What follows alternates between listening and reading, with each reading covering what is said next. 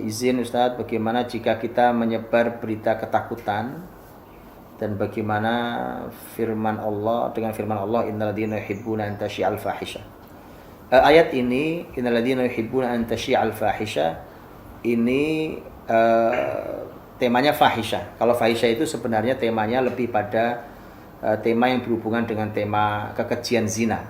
Walaupun kata-katanya itu umum, tapi memang isya'ah antasyi'a, dan sampai hari ini pun orang Arab masih menggunakan kata sya'i', asya'i'at itu untuk sesuatu yang sifatnya hoax atau sesuatu yang memang tidak layak untuk disebarkan. Tidak layak untuk disebarkan. Maka bagaimana kalau menyebar berita ketakutan? Ya ini tidak boleh. Seperti saya sudah sampaikan ya. Tapi kalau yang ayat ini berhubungan dengan hadisul ifki, walaupun ayatnya umum tentang tidak boleh menebarkan hal-hal yang keji di kalangan orang beriman.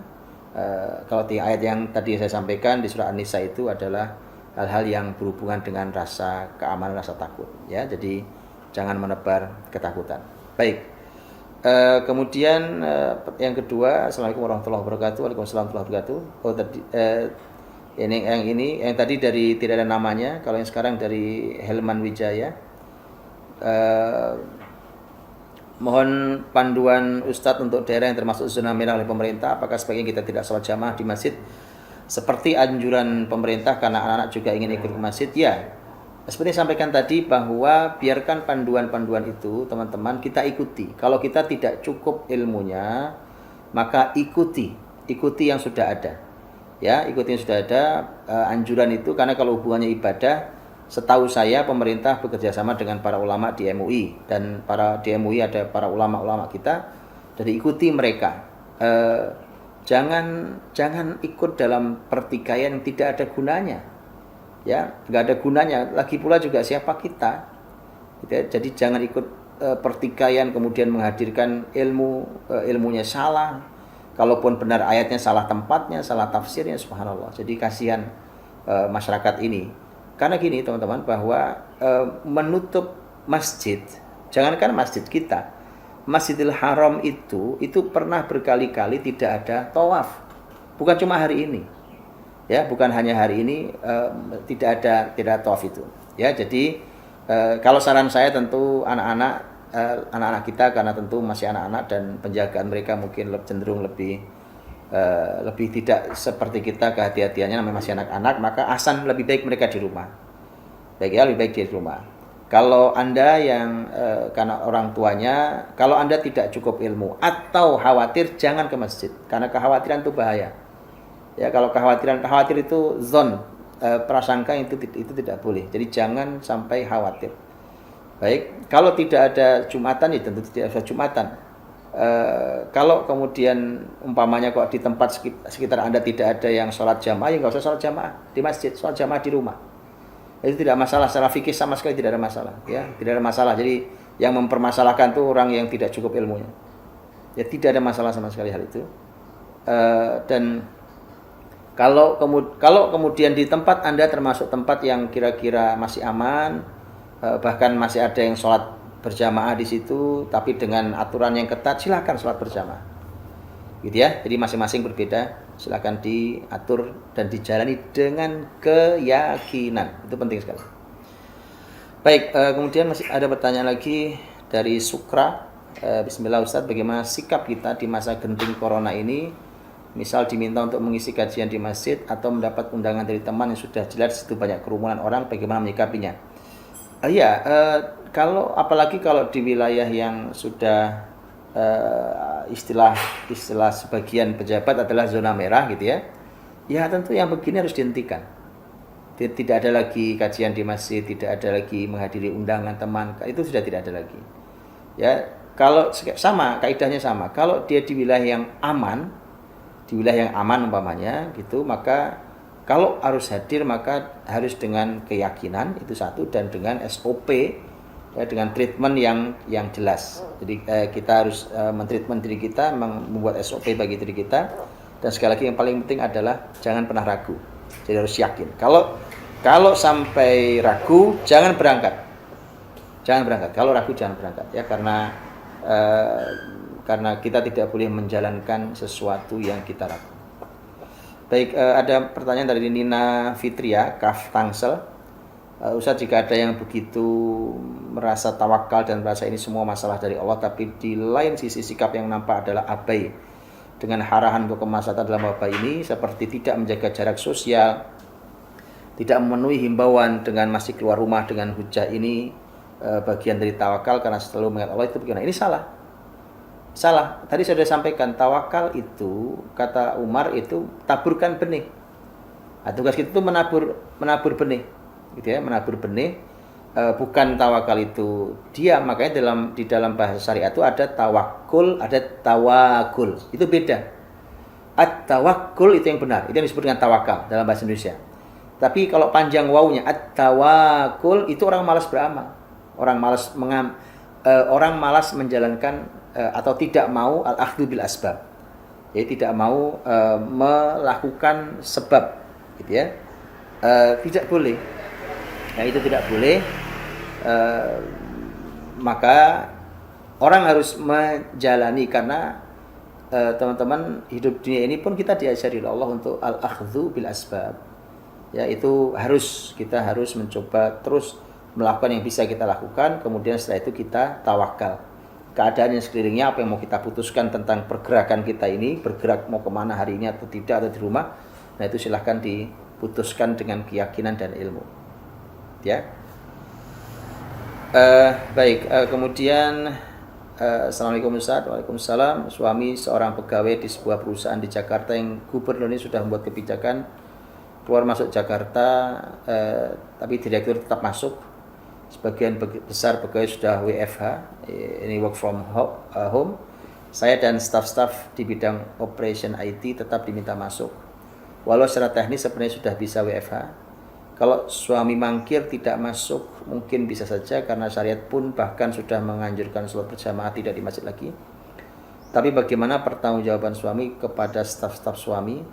Suami sudah sesuai kapasitasnya menyuarakan kepada atasan dan direksi untuk full WFH tapi tidak bisa, apa yang harus diperbuat? Ya, ini teman-teman ya, ini antara dua hal.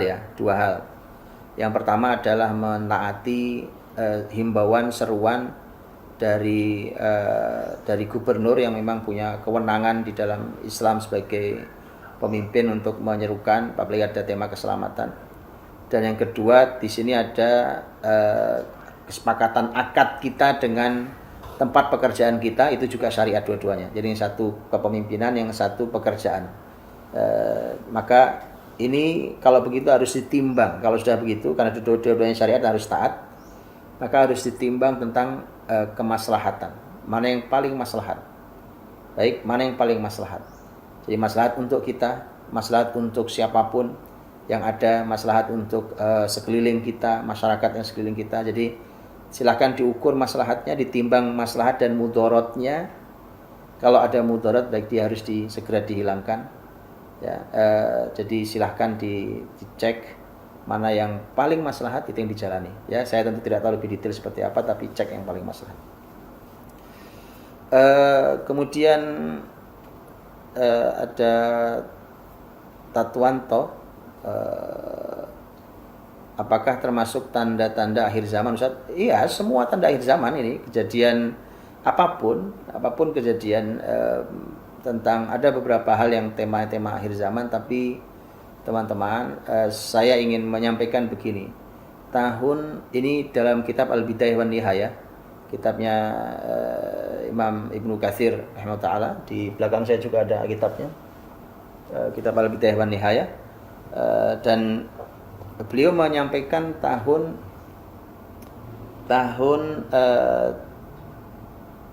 apa tahunnya?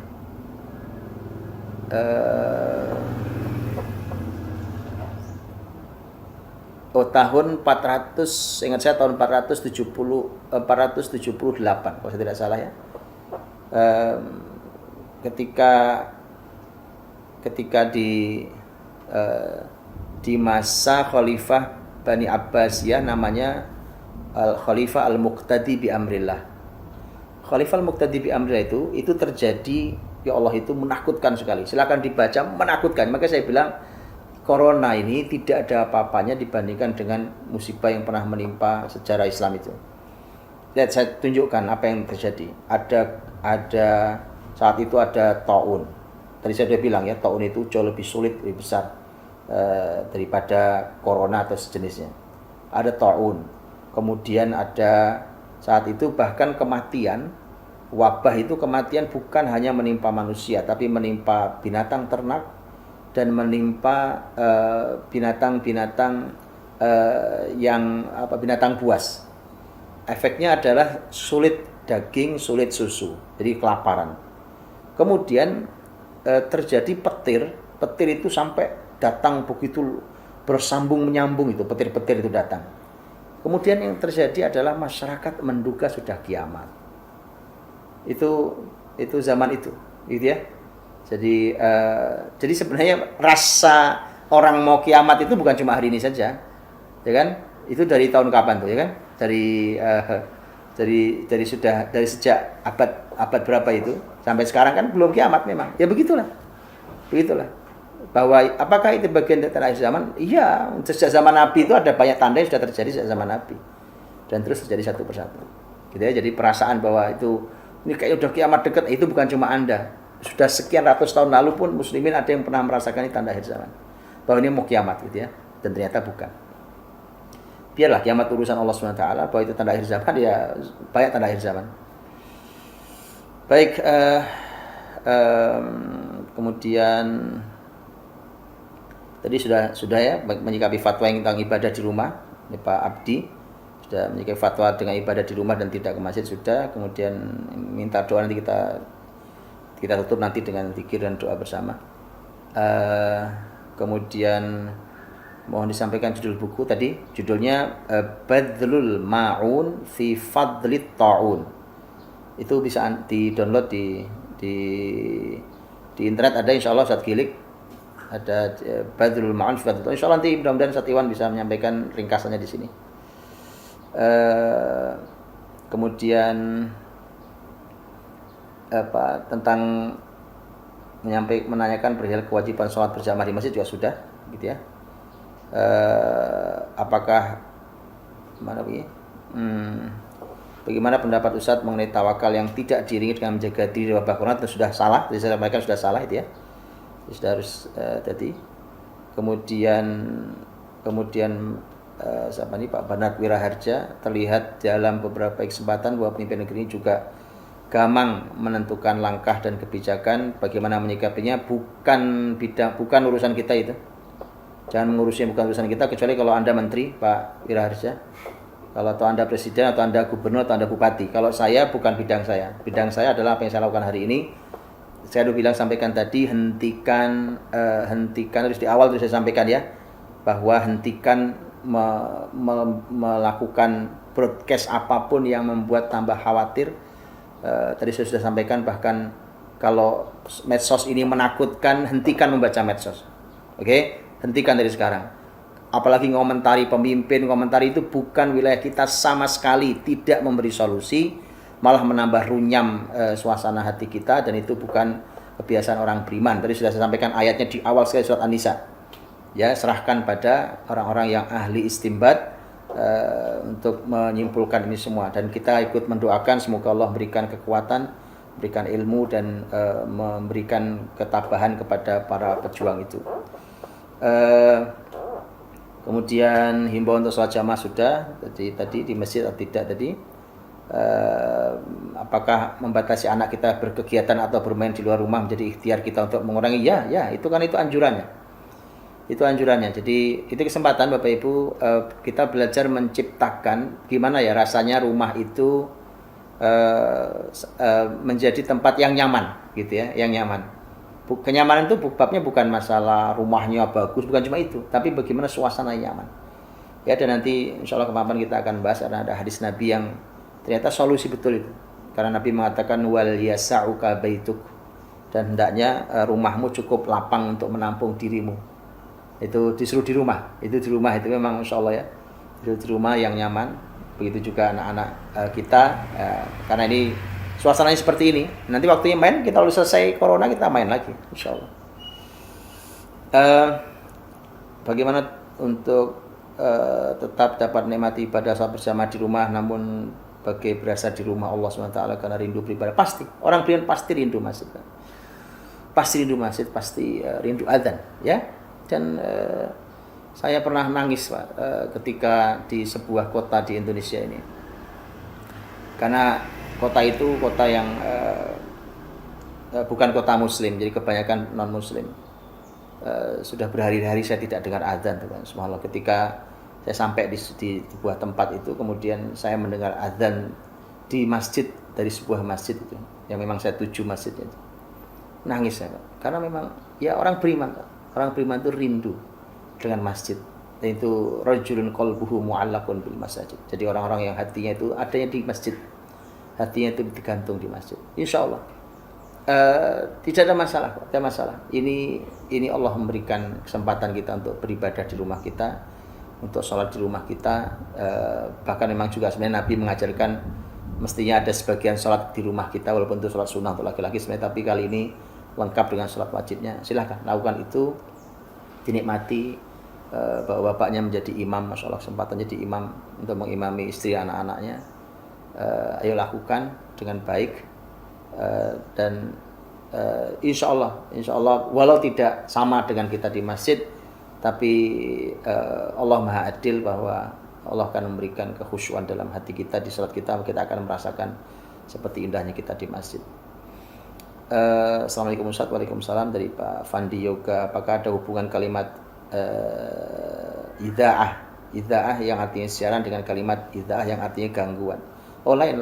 Ini lain. Dua kalimat yang berbeda, ya. Kalau itu adza, gangguan, itu adza. Atau idza, ini lain. Idza itu dengan hamzah, ini idza'ah dengan ain. Adza'u bih dengan ain. Apakah ada lagi maksud al-fahisyah selain tentang zina? Ada. Secara umum al-fahisyah itu artinya semua perbuatan keji, tapi di dalam Al-Qur'an ternyata al-fahisyah itu dipakai untuk beberapa ayatnya itu tentang yang hubungannya dengan seksual, gitu ya, seksual. Umpamanya ayat yang mengatakan wala tankihu ma nakaha aba'ukum illa ma qad salaf innahu kana fahisyah. Jangan kalian nikahi yang dinikahi oleh bapak kalian, itu bukan hubungan seksual, karena itu fahisyah. Wala taqrabuz zina innahu kana fahisyah. Jangan kau dekati zina karena itu juga fahisyah, dan seterusnya. Baik Bapak Ibu, saya kira itu dulu, ya. InsyaAllah nanti kita jumpa di hari esok. Walau tidak lama kita akan bersama, InsyaAllah bersama-sama. Dan mari kita tutup dengan doa. Kita zikirkan dulu tasbihnya Dhinnun beberapa kali, kemudian kita berdoa pada Allah Subhanahu wa taala.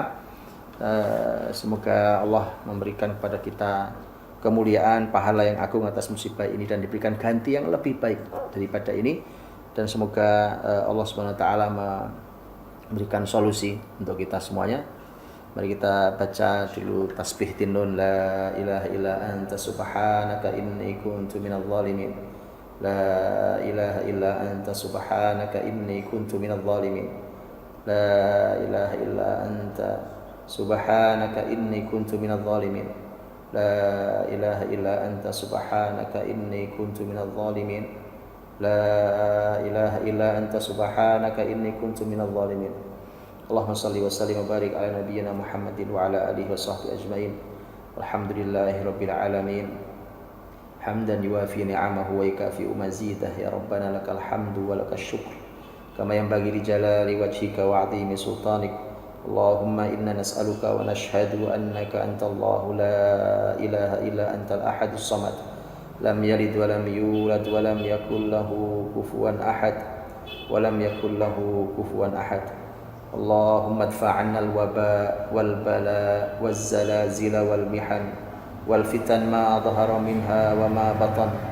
Allahumma inna hadzal marad jundun min junudik tusibu bihi man tasha wa tasrifu 'amman tasha. Allahumma fasrifhu 'anna. Allahumma fasrifhu an buyutina. Allahumma fasrifhu an auladina wa abnaina wa azwajina wa ahalina.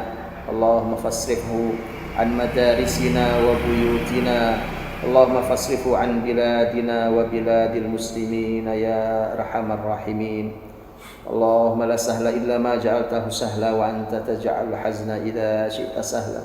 Rabbi yassir wa la tu'assir, Rabbi tammim bil khair. Allahumma ahrusna bi 'ainika allati la tanam wa waknufna bi ruknika alladhi la yudham wahfadna bi qudratika 'alaina wahfadna bi qudratika 'alaina ya khairun hafidha ya arhamar rahimin. Rabbana atina fid dunya hasanah wa fil akhirati hasanah wa qina adzabannar. Subhana rabbika rabbil izzati amma yasifun. Wassalamun alal mursalin walhamdulillahi rabbil alamin. Jazakallahu khairan Bapak Ibu semuanya. Assalamualaikum, Allah jaga kita semuanya dan kita akhiri subhanakallahumma bihamdik asyhadu an la ilaha illa anta astaghfiruka wa atubu ilaik. Assalamualaikum warahmatullahi wabarakatuh.